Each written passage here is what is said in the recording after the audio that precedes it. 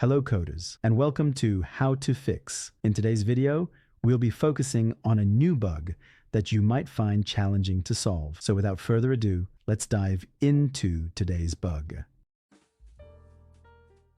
Let's now execute code 1 to generate the error and observe the outcome. Here's the elucidation and the resolution to the bug. Do take a moment to pause the video to understand the explanation. Now we'll repair the code and observe the final output.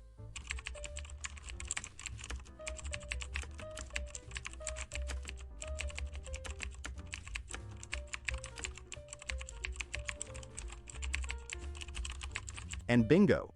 The code performs perfectly and our output is just right. The error has been fixed. That concludes today's video. If you found this tutorial useful, be sure to give us a thumbs up and subscribe to our channel for more troubleshooting videos. Remember, stay inquisitive, keep learning, and happy debugging, folks.